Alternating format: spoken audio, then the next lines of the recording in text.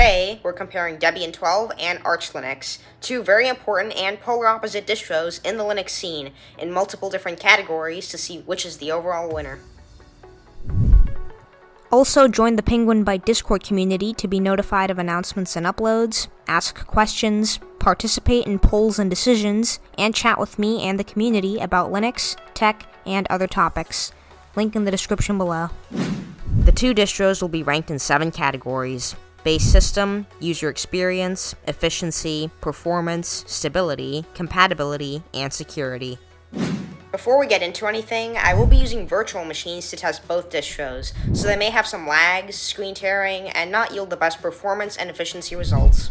Results are much better on real hardware.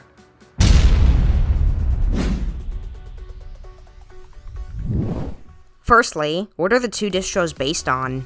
Both Debian and Arch are fully independent, not based on any other distro. However, hundreds of distros, including some of the most popular and influential distros, like Ubuntu and Kali Linux, are based on Debian. Arch also has many forks, but not nearly as many as Debian does. Next, what packaging format do they use? Debian uses deb packages, and Arch doesn't really have any traditional packaging format. However, the package manager uses pkg.tar packages, also sometimes called ALPM or Arch Linux Package Manager packages. Debs can't run on Arch, and Arch packages can't run on Debian, because Debian and Arch handle packages differently under the hood, and their underlying systems are different. And which package managers do these distros use? Debian uses Advanced Package Tool, or apt for short, while Arch uses the pacman package manager. They are very different in their syntax and the way they work.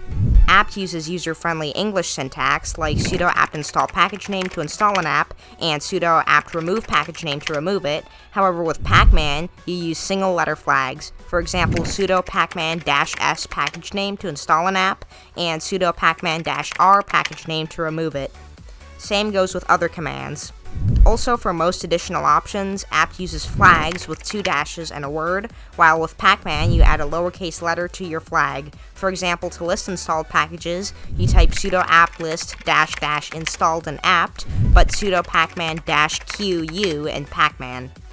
Apt and pacman also have graphical front ends. For example, Synaptic Package Manager for apt, like I listed in my Ubuntu vs Fedora comparison, and PAMAC on GNOME or Octopi on KDE for pacman, but most people just use the terminal or the simpler graphical software center. Moving on to the release cycle, Debian gets updates around every 2 years and follows a fixed release cycle, which means all packages in the repos won't get updates until the next Debian release, aside from security updates. Arch, on the other hand, is the complete opposite and follows a rolling release cycle, which means all repo packages and components of Arch are constantly updating. Due to this, there are no specific versions of Arch. There's only one you can download, and it's constantly up to date. Overall, the winner of this category mostly comes down to personal preference and needs. Both distros have great systems, but Arch has newer packages and technologies, so it wins the base system category.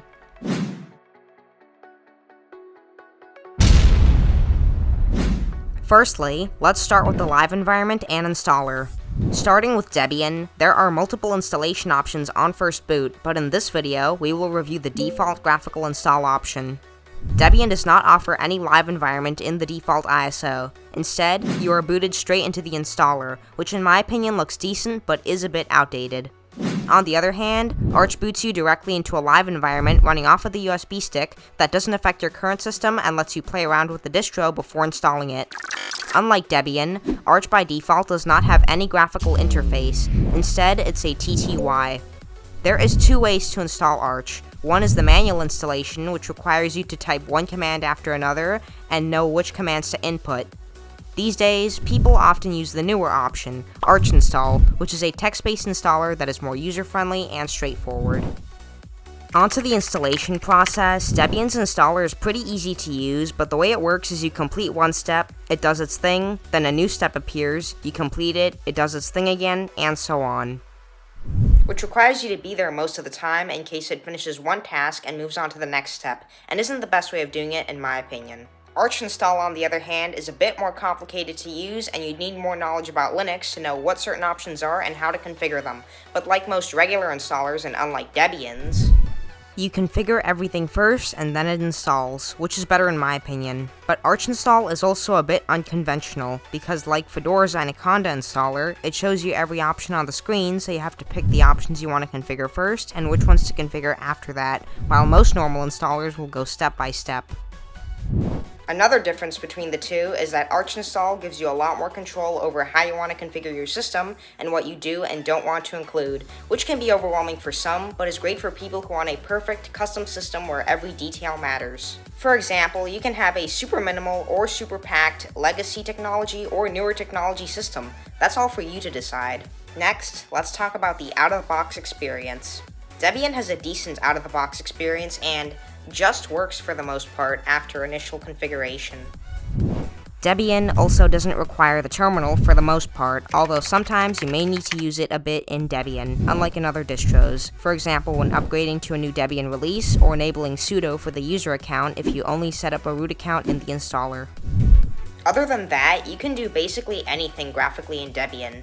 Arch, on the other hand, is a completely different story. As mentioned earlier, Arch doesn't even come with a graphical interface out of the box. The entire installation is done through the terminal, and even after that, Arch still requires some more configuration than other distros, since it's a minimal, do-it-yourself distro with some common tools and features either missing or not enabled out of the box. This also makes it pretty lightweight. Moving on to codecs and proprietary software, Debian 12 has the non-free firmware repo enabled out of the box, but not the non-free software repo. However, it can be enabled in the software repository settings. Most codecs that one would want or need are pre-installed in Debian, and same with Arch, so you shouldn't have any issues with codecs, but if any codecs are missing, you can always of course install them if necessary. Regarding desktop environments, using GNOME as an example, both distros have a decent experience and they both use vanilla GNOME with no extensions or modifications out of the box. Same with other desktop environments. In some ways, Debian has slightly better GNOME integration, although not by much. For example, GNOME's first setup wizard is used after installation. One downside to Debian 12 is that it still uses GNOME 43, while Arch uses the latest and greatest GNOME 47 as of making this video, and there are tons of changes between both releases, so that's also something to consider. Since GNOME is vanilla on both distros, apart from the difference in versions, you will mostly get the same simple and user-friendly experience and unconventional workflow and layout, which may be more difficult to adapt to for newbies or any people that are used to the traditional desktop. However, once you get used to it, it is very efficient and, in my opinion, awesome. As for other desktop environments, their Debian versions are also older than their Arch equivalents, but other than that, they are mostly the same experience as well. Moving on to general ease of use, after some initial configuration like enabling non-free software repos and sudo privileges for the user account if they're disabled, you can start using Debian right away. It gets out of your way and lets you focus on what you're doing. Arch, on the other hand, is a bit different. From my experience, unlike in Debian, printing, the webcam, Bluetooth, and other things don't work out of the box. For some things, you need to install packages, for other things, you need to edit a config file, and in Bluetooth's case, you need to enable a service with systemd, the latter only being possible in the terminal. Other than that, Arch works fine for the most part, but occasionally you'll run into something you need to configure. Overall, Debian may have older packages in an older desktop environment. It's not as exciting as Arch, but it is far more user-friendly and has a much better out-of-the-box experience, so Debian wins the user experience category.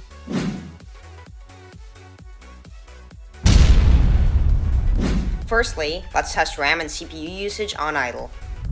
Debian uses 1.11 gigabytes of RAM and 6% CPU, while Arch uses 928.55 megabytes of RAM and 7% CPU. Next, let's test RAM and CPU usage with 3 Firefox tabs open.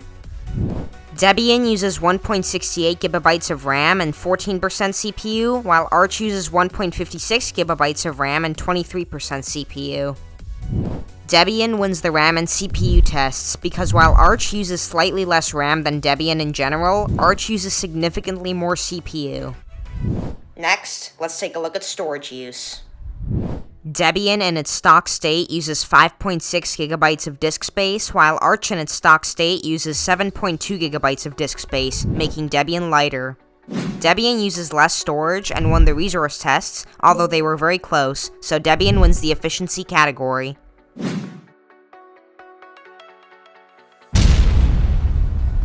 Firstly, let's take a look at the installation speed for both distros.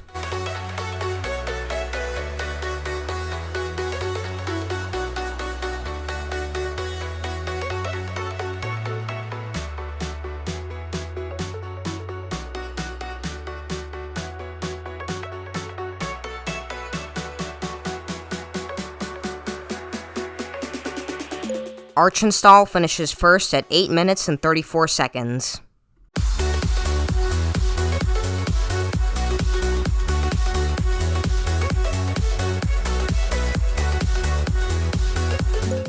And Debian's installer finishes last at 13 minutes and 19 seconds.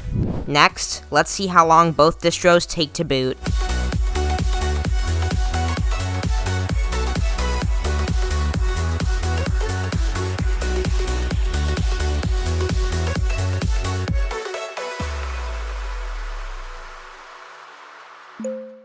Arch boots first at 18 seconds, and Debian boots last at 20 seconds. Now let's compare apt and pacman to see which one is faster at installing and removing packages. First, GIMP. Pacman installed it first at 9 seconds, and apt installed it last at 11 seconds. Pacman removed it first at 2 seconds, and apt removed it last at 3 seconds. Second, neofetch. Pacman installed it first at 2 seconds, and apt installed it last at 6 seconds. Pacman removed it first at 1 second, and apt removed it last at 2 seconds. Finally, Inkscape.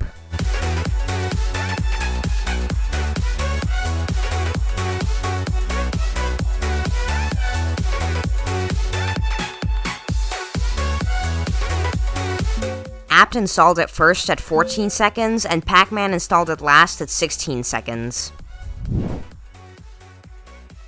Pacman removed it first at 1 second, and apt removed it last at 3 seconds. Pacman absolutely demolished apt. The next release of Debian is getting apt 3, which majorly improves the user interface and experience, although it doesn't seem to have many performance improvements. Next, let's move on to app launch times. First, let's launch GIMP twice.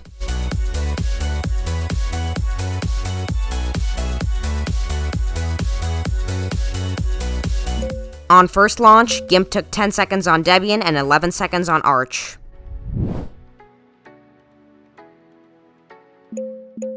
On second launch, GIMP took 3 seconds on Debian and also 3 seconds on Arch. GIMP launched faster on Debian.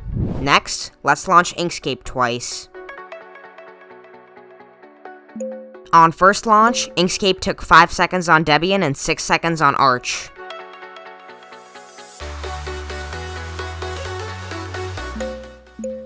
On second launch, Inkscape took 4 seconds on Debian and also 4 seconds on Arch. Inkscape launched faster on Debian. Next, let's test file transfer speeds. I will copy a 2.3 GB file to a different folder and see which distro does it the fastest.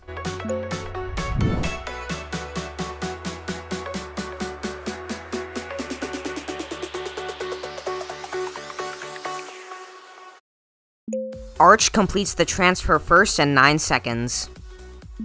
Debian completes the transfer last in 13 seconds. Arch was faster. Next, let's test SuperTuxKart on both distros to see which gets better FPS. Again, these tests are being performed in virtual machines, so the numbers will be significantly lower than on real hardware.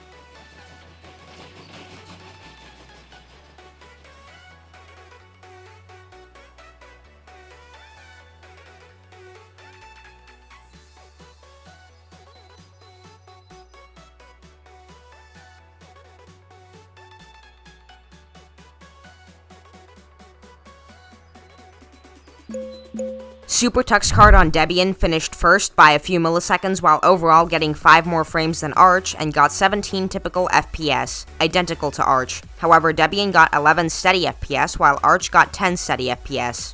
The results are extremely close, but Debian wins the FPS test.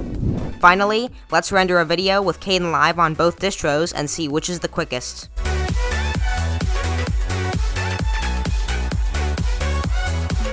Debian rendered the video first in 1 minute and 39 seconds, and Arch rendered the video last in 1 minute and 41 seconds. Very close, but Debian wins this one.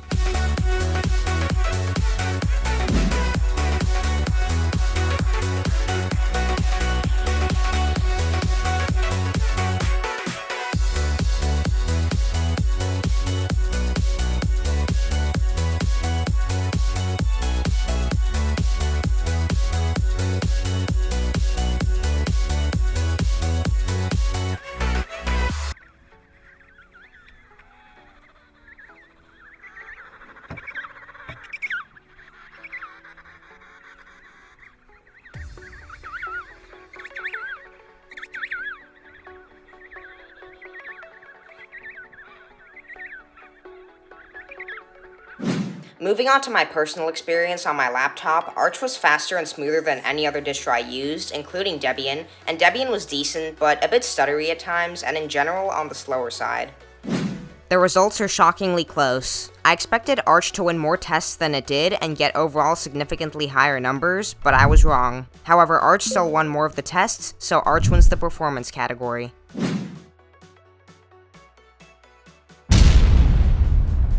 Starting with Debian, it is one of the most stable and reliable distros out there, which is why it is commonly found in servers, supercomputers, embedded devices, and even the International Space Station. It is rock solid, and as far as I can recall, I rarely had any stability issues, if any at all, with Debian in my entire month of using it. Its stability is second only to Fedora's in my experience. Moving on to Arch Linux, things get a bit different. Honestly, people majorly over-exaggerate how unstable Arch is. It was decently stable when I used it for a month, but it is definitely far less stable than Debian, mostly due to its rolling release cycle. Sometimes, the latest packages can have bugs and conflict with other packages, which can be especially problematic with system packages.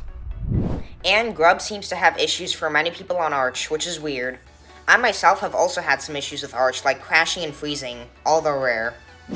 Arch is known for having issues with stability, especially later down the line, a few months into using it.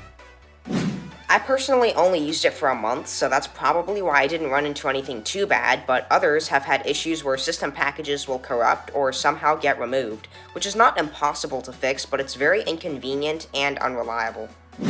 The claims of how unstable Arch is are generally exaggerated, but Arch is certainly not a solid boulder either, while Debian is. Therefore, Debian easily wins the stability category.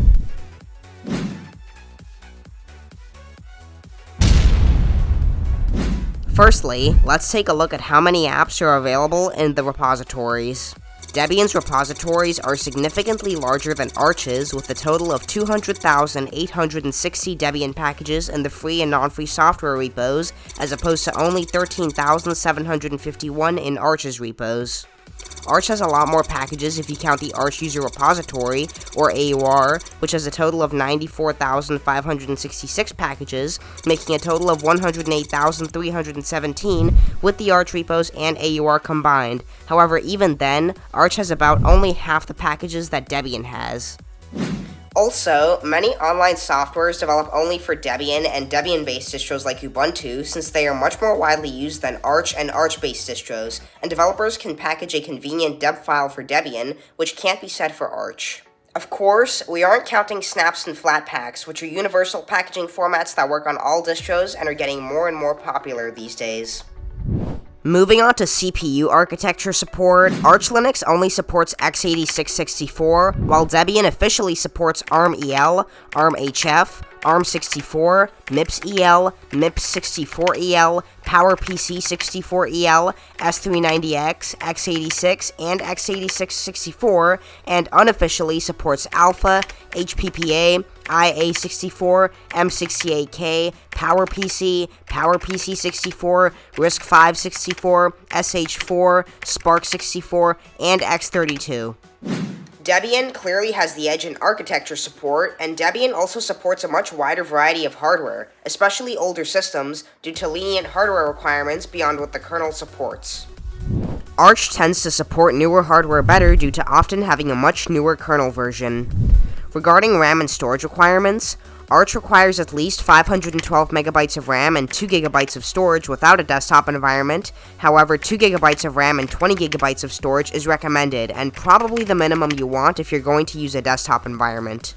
Moving on to Debian, you need a minimum of 256 megabytes of RAM and 2 gigabytes of storage without a desktop environment, or 1 gigabyte of RAM and 10 gigabytes of storage with a desktop environment.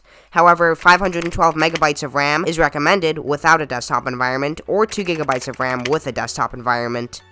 Overall, Debian has a lot more compatibility in both hardware and apps, so Debian easily wins the compatibility category.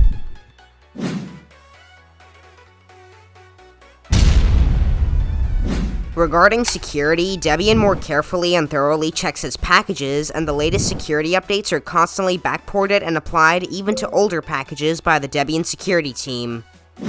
Arch's rolling release model also prevents testing from being as thorough, allowing potential new bugs and security holes to go through initially unchecked, although the fact that Arch gets newer software means that you'll receive any security patches that the software developers add to the newer versions.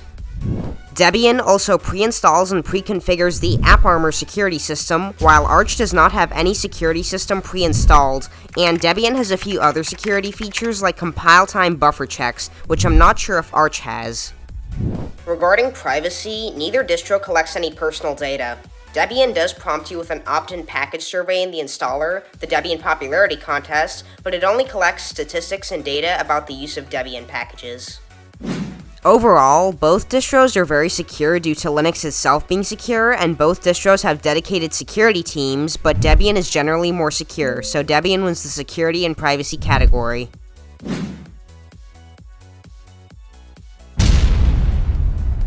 Both distros are awesome, but the winner of this video is Debian. Arch is for more adventurous people who value cutting-edge software and top-tier performance without worrying too much about stability and reliability. While Debian is great for critical systems or if you just want a reliable and secure desktop. Neither are really that great for beginners, especially Arch, but Debian is a decent choice once you learn a bit more about Linux and reach intermediate level. Also, I used both Debian and Arch for 30 days each, so if you want to check out my experiences with them, the links are in the description and top right corner. Subscribe if you like my content, and let me know your thoughts in the comments below.